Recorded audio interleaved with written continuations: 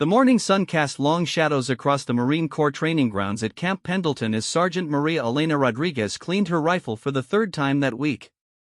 Her calloused fingers moved with practiced precision, checking every component of the M40A6 sniper rifle that had become an extension of herself over the past 18 months. The weapon gleamed under the fluorescent lights of the armory, its cold steel reflecting her determined brown eyes. Maria had earned her place in the elite Marine Scout sniper program through sheer determination and an almost supernatural ability to hit targets at extreme distances. Growing up in a small town in New Mexico, she had learned to shoot rabbits and coyotes with her grandfather's old hunting rifle, developing an intuitive understanding of wind patterns, bullet drop, and the subtle art of breathing control. Her childhood spent tracking animals across desert landscapes had given her patience that other Marines struggled to match. At 24, Maria stood 5 feet 6 inches tall with the lean, muscular build of someone who had spent years carrying heavy equipment across challenging terrain. Her black hair was always pulled back in a regulation bun, and her uniform was consistently immaculate. What set her apart wasn't just her shooting ability, but her analytical mind and unwavering focus under pressure. She could calculate complex ballistic equations in her head while lying prone in uncomfortable positions for hours at a time. The Scout Sniper program had been particularly challenging for Maria, not just because of the rigorous physical and mental demands, but because she was one of only 3 women in a program traditionally dominated by men. While most of her fellow Marines had accepted her based on merit, there remained a small but vocal group who believed women had no place in combat roles, particularly in specialized units like Scout Snipers. Staff Sergeant Jake Morrison was the most prominent voice among the skeptics. A veteran of 2 deployments in Afghanistan, Morrison commanded respect among the younger Marines through a combination of combat experience and old-school Marine Corps tradition. He was built like a linebacker, with graying temples and scars on his hands from improvised explosive device fragments. Morrison had made his position clear from the day Maria arrived at the program. "This isn't about being against women," Morrison would say during informal conversations with other instructors. "It's about maintaining standards and ensuring unit cohesion. Combat is different from training, and, when lives are on the line, we can't afford social experiments." Despite his objections, Maria had consistently outperformed many of her male counterparts during training exercises. Her scores on the rifle range were among the highest in the program's history, and her ability to remain calm under pressure had impressed even the most skeptical instructors. She had successfully completed the grueling field exercises, demonstrated proficiency in camouflage and concealment, and shown excellent judgment in target identification scenarios. The tension between Maria and Morrison's faction had been building for months, manifesting in subtle ways that were difficult to prove but impossible to ignore. Equipment inspections that seemed more thorough when focused on her gear, training schedules that occasionally placed her at disadvantages, and a general atmosphere of having to prove herself repeatedly while others received the benefit of the doubt. Maria's closest ally in the program was Corporal David Chen, a quiet marksman from California who had quickly recognized her exceptional abilities.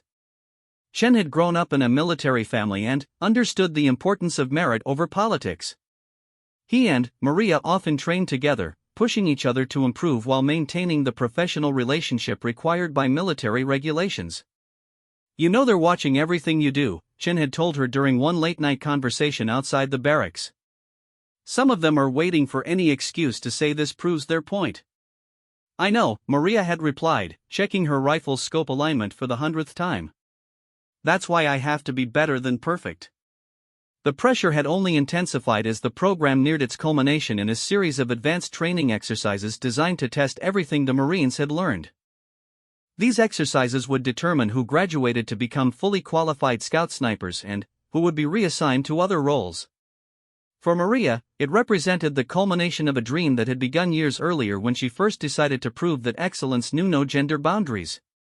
The advanced training exercises were conducted at a remote facility in the Mojave Desert, where conditions closely mimicked the challenging environments where Scout snipers might be deployed.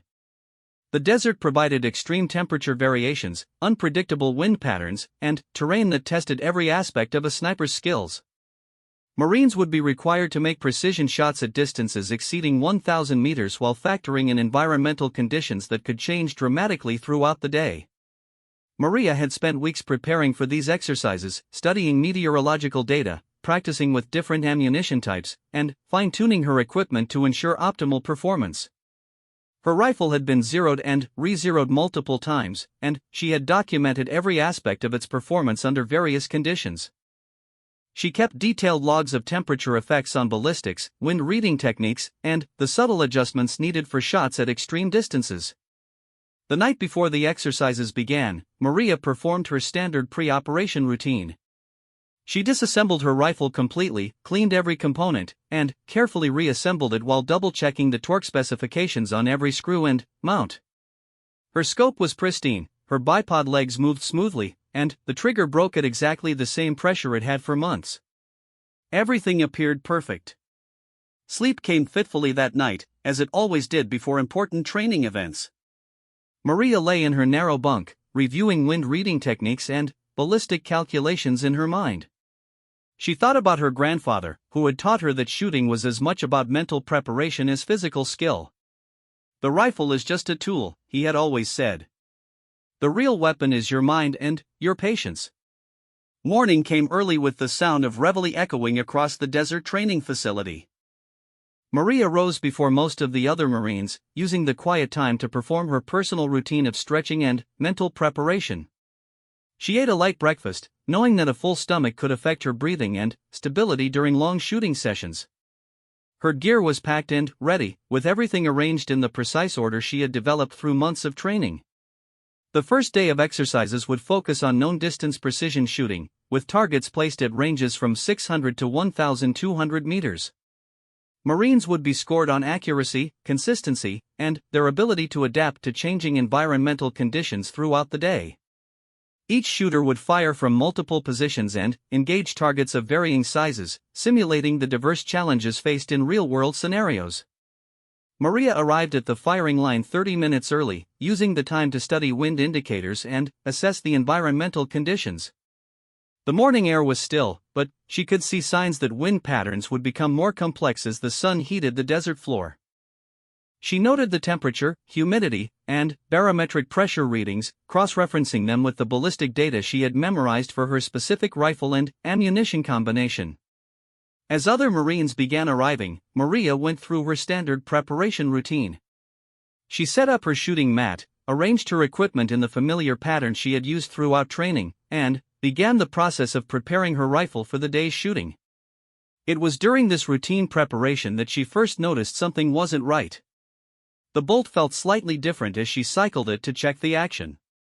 It was a subtle change, barely noticeable, but Maria had become so familiar with her weapon that even the smallest variation was apparent. She paused, focusing on the sensation, and cycled the bolt again. There was definitely something wrong with the feel of the mechanism, a slight resistance that hadn't been there the night before. Concerned, Maria began a more thorough inspection of her rifle.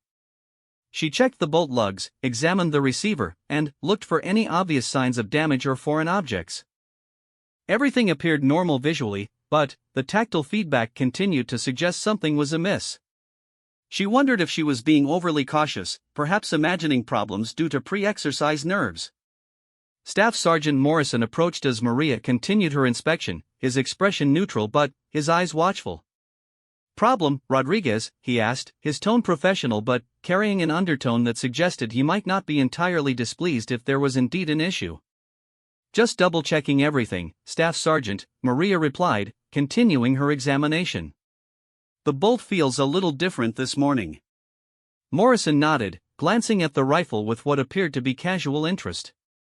"Equipment can be finicky in the desert," he said. "Temperature changes, dust, all kinds of factors can affect performance. Probably nothing to worry about." His response struck Maria as oddly dismissive for someone who typically emphasized the critical importance of equipment reliability. In previous training sessions, Morrison had been quick to stress that Marines needed to be intimately familiar with their weapons and immediately responsive to any signs of malfunction. His casual attitude seemed inconsistent with his usual approach. Other Marines were beginning their own preparations, and the time for detailed equipment inspection was running short. Range officers were setting up the course of fire, and targets were being verified at the various distances. Maria made a decision to proceed with the exercise while remaining alert for any signs of equipment problems during actual firing. The first string of fire was conducted at 600 meters, a distance that Maria had consistently mastered throughout her training. She settled into her shooting position, adjusted her scope, and began the breathing routine that preceded every shot. The target was clearly visible through her scope, and environmental conditions were favorable for precision shooting. Maria's first shot felt normal through the rifle, with the familiar recoil and follow-through she had experienced thousands of times. However, when she observed the target through her spotting scope, the bullet impact was significantly off from her point of aim. The shot had hit low and to the left, a pattern that suggested either a zero problem or an equipment malfunction. Puzzled, Maria made the standard adjustments for a second shot, accounting for what she assumed might be a temporary zeroing issue. Her second shot also missed the intended point of impact, hitting in almost the same location as the first. This was highly unusual, as Maria's rifle had been consistently accurate throughout months of training. The pattern continued through the remainder of the 600-meter string, with Maria's shots grouping consistently but far from her intended points of impact. Other Marines were achieving expected results with their rifles, confirming that environmental conditions weren't the cause of Maria's difficulties. Something was definitely wrong with her equipment, but the nature of the problem wasn't immediately obvious. Range officers recorded Maria's scores, which were significantly lower than her usual performance standards. The disappointment was visible on her face, but she maintained her composure and began preparing for the next distance. Inside, however, she was beginning to suspect that her equipment problems might not be accidental. During the break between firing strings, Maria conducted a more detailed examination of her rifle.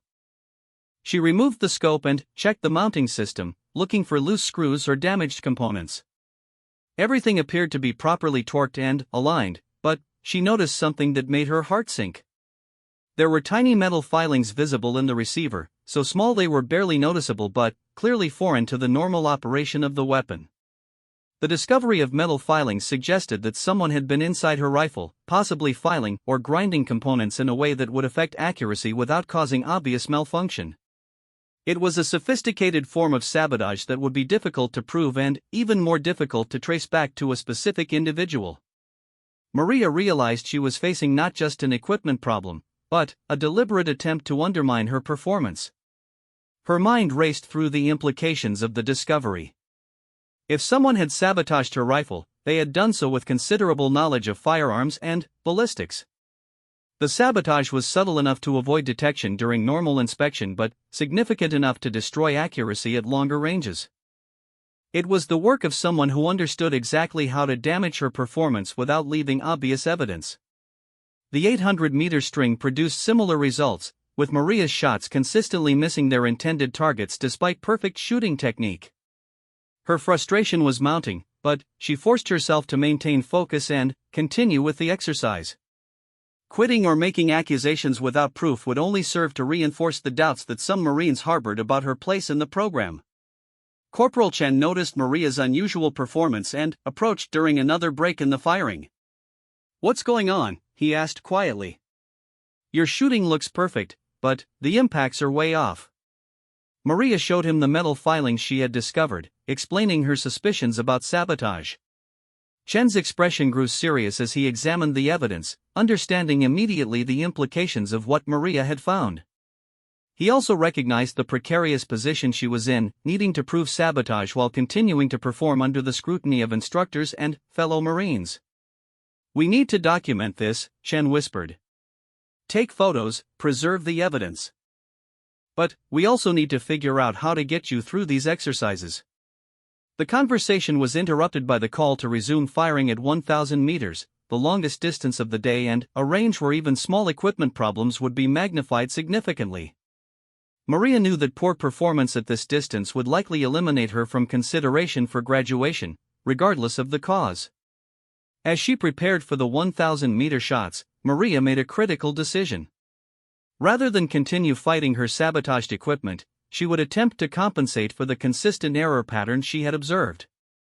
If the sabotage was causing her shots to hit low and left by a consistent margin, she could potentially adjust her point of aim to account for the offset.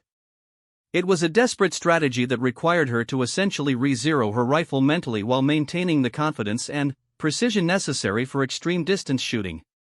She would need to calculate not just the normal ballistic factors, but also the additional variables introduced by whatever damage had been done to her weapon. The wind had increased throughout the morning, adding another layer of complexity to the shooting challenge. Maria studied the wind indicators carefully, noting the subtle changes in direction and velocity that would affect bullet flight over the 1,000-meter distance. She combined this environmental data with her observations of the consistent error pattern from her earlier shots. Her first shot at 1,000 meters was a calculated gamble, aimed deliberately high and right to compensate for the offset she had observed. The bullet struck much closer to the intended target, confirming her theory about the nature of the sabotage. With this confirmation, Maria was able to adjust her subsequent shots more precisely, achieving respectable accuracy despite the compromised equipment. The day's exercises concluded with Maria having salvaged a performance that, while below her usual standards, was sufficient to keep her in the program. More importantly, she had proven to herself that she could adapt and overcome even deliberate attempts to undermine her success. The evidence of sabotage was carefully documented and photographed, though she remained uncertain about how to proceed with formal accusations. That evening, as Marines cleaned their equipment and prepared for the next day's exercises, Maria sat alone with her rifle, contemplating the challenges ahead. She knew that the sabotage was likely to continue, and that she would need to develop strategies for detecting and compensating for future attempts to undermine her performance. The realization that someone was actively working against her success was both infuriating and motivating. The desert night was clear and cold, with stars visible in the pollution-free sky. Maria thought about the journey that had brought her to this point, from her childhood in New Mexico to the advanced training that would determine her military future. She had always known that proving herself would require exceptional performance, but the discovery of deliberate sabotage had raised the stakes considerably. Tomorrow would bring new challenges and likely new attempts to derail her success. But Maria Elena Rodriguez had not come this far to be defeated by cowardice disguised as tradition. Her grandfather had taught her that every shot was a test of character as much as skill, and she was determined to pass whatever tests lay ahead. The second day of advanced training dawned with a sandstorm rolling across the Mojave Desert, reducing visibility and creating challenging conditions that would test every aspect of the Marines' training. Maria woke before dawn, her body automatically adjusting to the pre-deployment schedule that had become second nature during months of preparation. The wind howled outside the temporary barracks, carrying fine sand particles that would infiltrate equipment and create additional obstacles for precision shooting. Maria had spent much of the previous night developing a plan to deal with the ongoing sabotage of her rifle. She couldn't prove who was responsible, but the pattern of interference was becoming clear. Someone with access to her equipment and detailed knowledge of ballistics was systematically undermining her performance in ways that would be difficult to detect and impossible to prosecute without concrete evidence. Her strategy was twofold: implement enhanced security measures to prevent further sabotage, and develop contingency plans for dealing with equipment that had already been compromised. She had arranged with Corporal Chen to implement a buddy system for equipment security, ensuring that her rifle was never left unattended and that any tampering would be immediately obvious. The morning's training scenario was particularly challenging, designed to simulate the complex conditions Marines might face in real combat situations. The exercise would require participants to engage multiple targets at varying distances while dealing with environmental factors including the ongoing sandstorm, temperature fluctuations, and time pressure designed to replicate the stress of actual combat. Maria arrived at the equipment staging area 30 minutes before the scheduled briefing, using the extra time to conduct an exhaustive inspection of her rifle. She had developed a new protocol that involved photographing every component before and after use, documenting serial numbers, and checking for any signs of tampering with microscopic attention to detail. The inspection revealed new evidence of sabotage. The scope mounting screws had been slightly loosened, not enough to cause obvious malfunction but sufficient to affect accuracy over longer distances. Additionally, she discovered that someone had applied a thin layer of lubricant to the bolt lugs, changing the rifle's cycling characteristics in a way that would be barely noticeable but could affect timing and consistency. Staff Sergeant Morrison approached as Maria documented the latest evidence of tampering. His expression remained neutral, but she noticed him observing her photography and note-taking with particular interest. The timing of his appearance seemed coincidental, but Maria was beginning to question whether any encounters with Morrison were truly random. "Detailed preparation today, Rodriguez," Morrison commented, glancing at her documentation process. "The storm's going to make things interesting out there. Equipment reliability becomes even more critical in adverse conditions." "Yes, Staff Sergeant," Maria replied, continuing her inspection while remaining alert to any telling reactions from Morrison. "I've noticed some inconsistencies with my rifle's performance, so I'm being extra thorough." Morrison nodded thoughtfully. "Equipment problems can be career-ending in this program. Marines who can't maintain their weapons properly don't belong in specialized roles. Sometimes these problems reveal fundamental issues with attention to detail or basic competence." His comment struck Maria as particularly pointed, suggesting that equipment failures would be interpreted as personal shortcomings rather than possible sabotage. The implication was clear: any continued problems with her rifle would be attributed to her inability to properly maintain military equipment, regardless of the actual cause. The morning briefing outlined a complex scenario that would test every skill the Marines had developed during their training. They would be required to move through challenging terrain while carrying full equipment loads, establish concealed positions, and engage targets at distances ranging from 800 to 1,500 meters.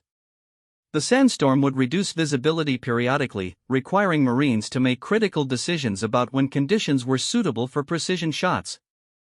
Weather conditions were deteriorating as the exercise began, with wind gusts reaching 30 miles per hour and sand reducing visibility to less than half a mile at times. The combination of environmental challenges and equipment sabotage created a perfect storm of difficulties that Maria would need to overcome through pure skill and determination.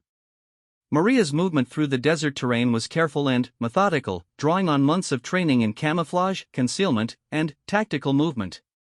She used natural terrain features to mask her approach to the first firing position, remaining constantly aware of the need to protect her equipment from the blowing sand while maintaining operational readiness. The first engagement opportunity came at a distance of 800 meters, with targets appearing through brief breaks in the blowing sand. Maria quickly established a stable shooting position, using her pack as a rest and adjusting for the complex wind conditions that were constantly changing direction and intensity. Her sabotaged rifle required additional compensation, forcing her to calculate multiple variables simultaneously while operating under time pressure. Her first shot missed the target, but Maria immediately recognized the error pattern and made rapid adjustments for her second attempt. The bullet struck near the center of the target, confirming that her compensation strategy was working despite the compromised equipment. She felt a surge of confidence, realizing that she could succeed even under the worst possible conditions. Corporal Chen was positioned approximately 50 meters to her left, providing overwatch and mutual support as they advanced through the training scenario. He had been monitoring Maria's performance throughout the morning, ready to provide assistance if equipment problems became insurmountable. His presence was both reassuring and necessary, as the buddy system they had implemented was proving crucial for maintaining security. The second firing position required a much longer approach through terrain that offered minimal concealment. Maria used every technique she had learned about moving undetected across open ground, timing her movement to coincide with periods of reduced visibility and using the storm to mask the sounds of her passage.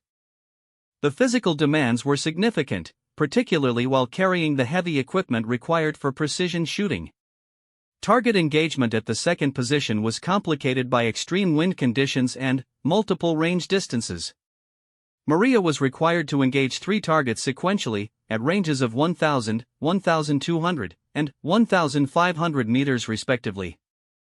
Each shot required different ballistic calculations and environmental compensations, while also accounting for the unknown variables introduced by the ongoing sabotage of her rifle.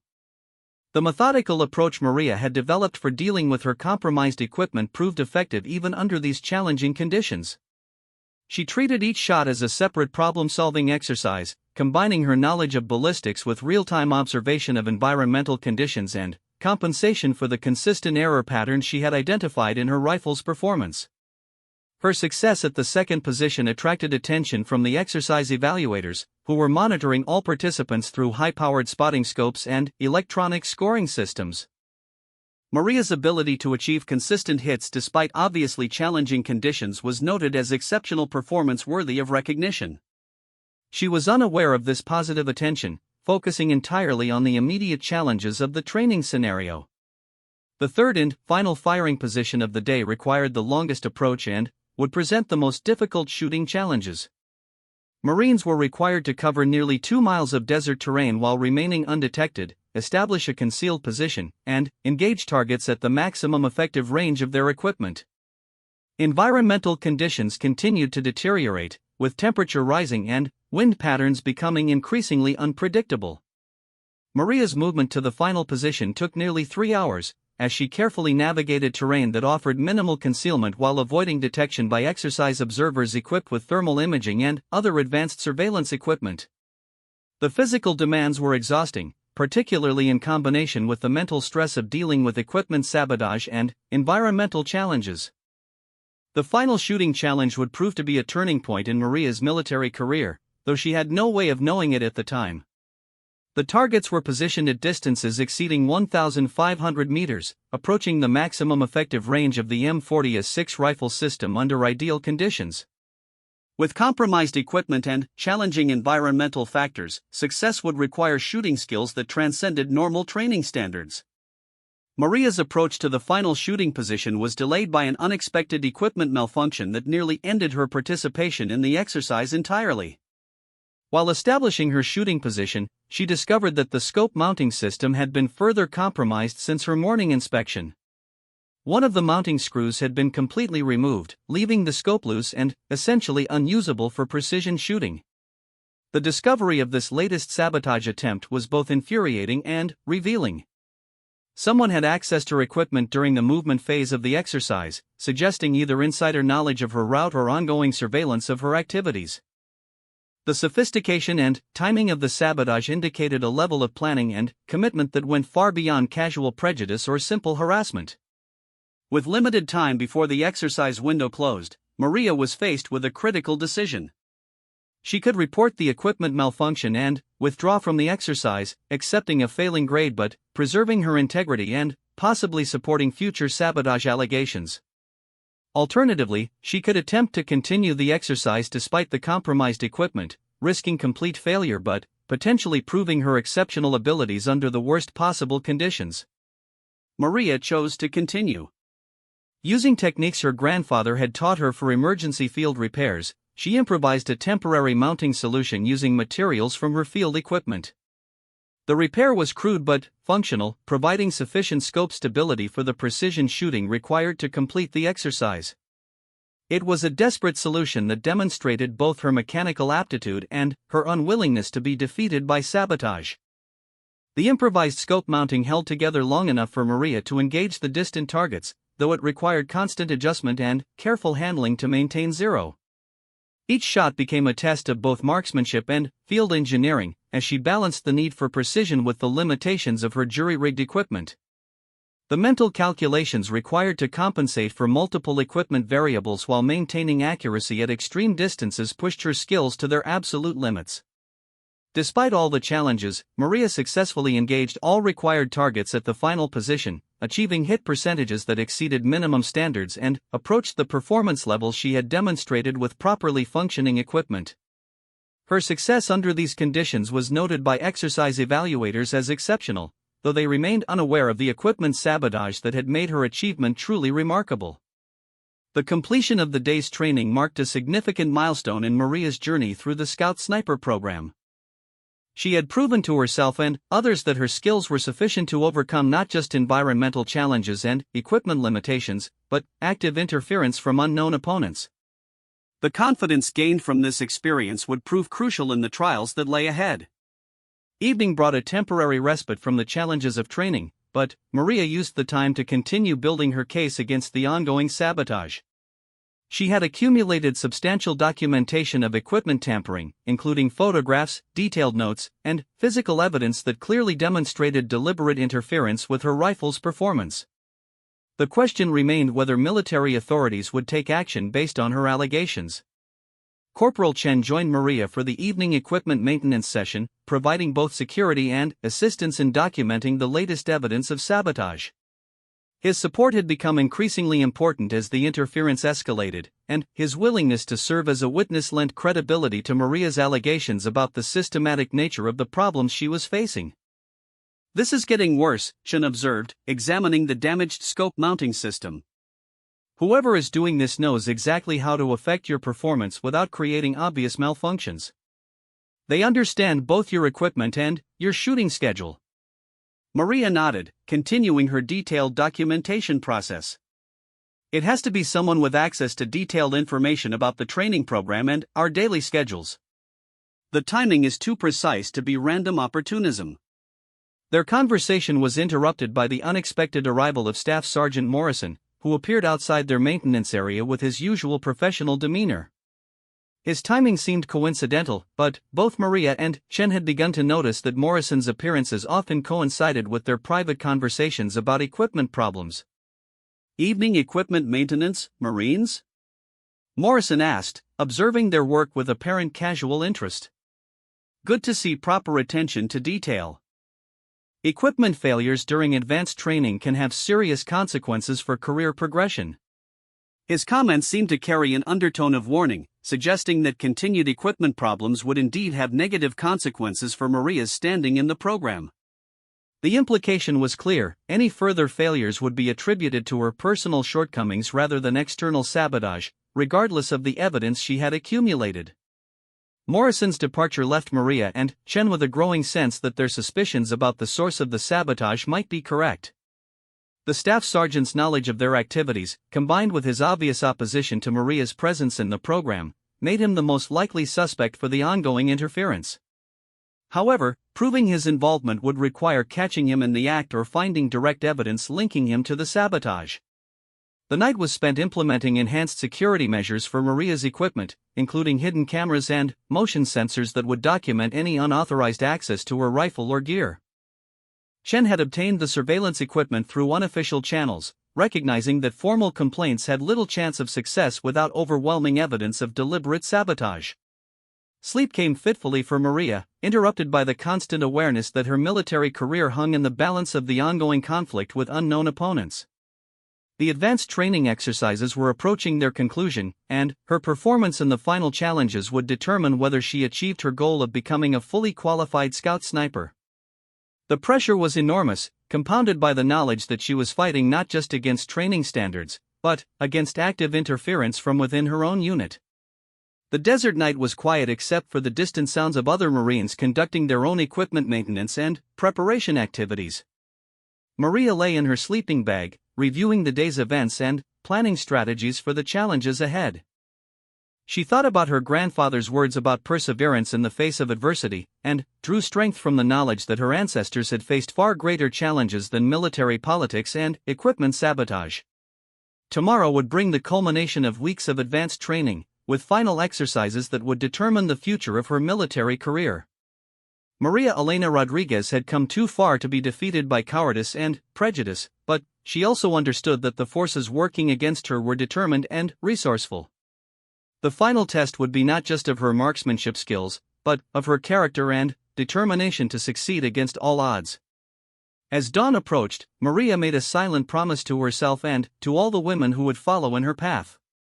She would not be defeated by sabotage, intimidation, or the narrow-minded opposition of those who could not accept change. Whatever challenges lay ahead, she would meet them with the skills, determination, and integrity that had brought her this far.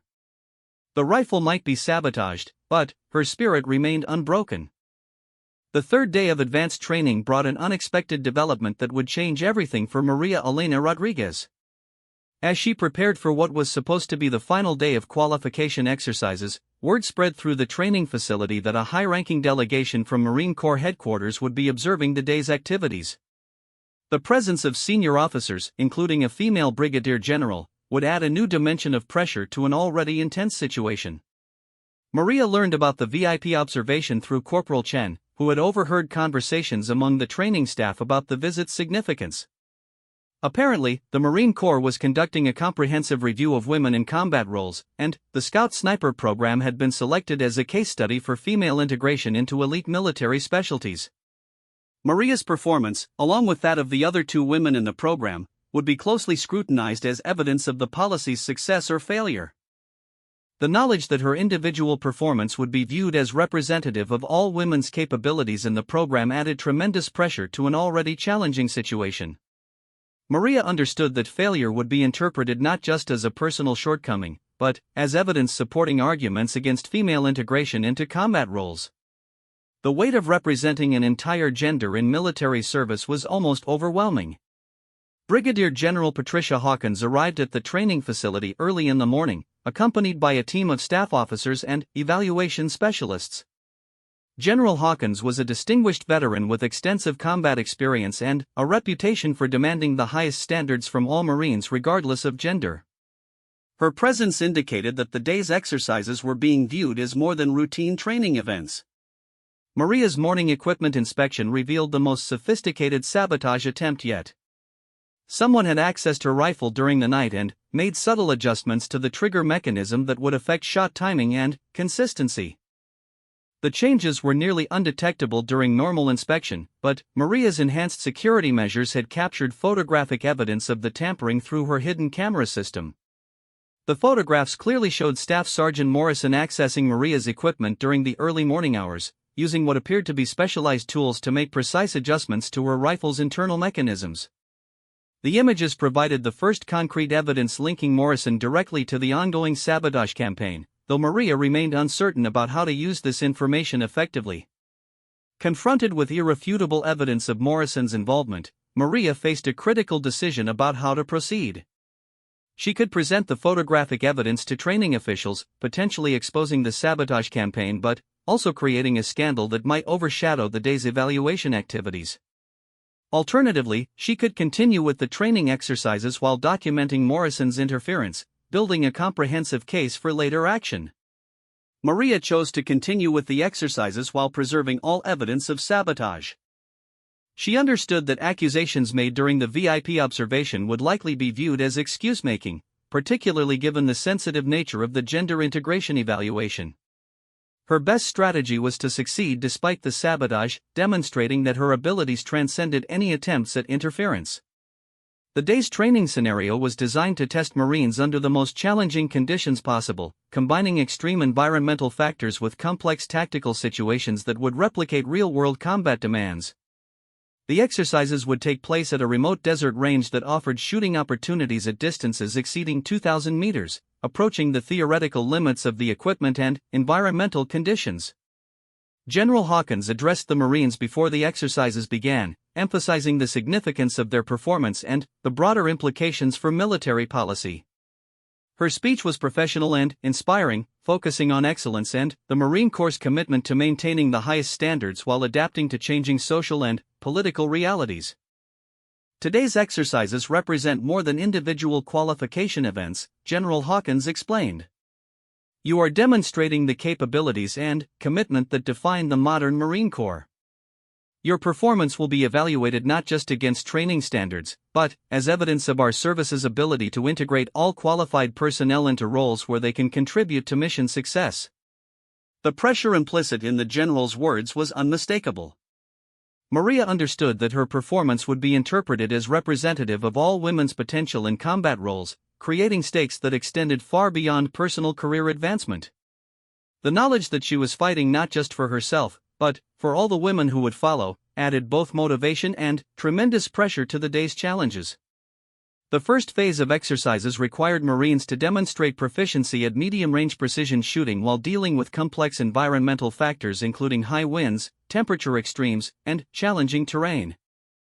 Maria's sabotaged rifle performed poorly during the initial strings of fire, but she had developed sufficient compensation techniques to achieve acceptable accuracy despite the equipment problems. Her ability to adapt to compromised equipment while maintaining competitive performance attracted attention from the evaluation team, though they remained unaware of the deliberate nature of her equipment problems. General Hawkins personally observed Maria's shooting technique through high-powered spotting scopes, noting the precision of her environmental calculations and the consistency of her shooting fundamentals. Interesting technique, General Hawkins commented to her aide while observing Maria's performance. She's making significant sight adjustments between shots, suggesting either environmental adaptation or equipment compensation. Her fundamentals are excellent, but something about her approach suggests she's dealing with variables that aren't affecting the other Marines. The general's observation demonstrated the kind of detailed attention that senior officers paid to performance evaluation, and suggested that Maria's struggles might not go unnoticed.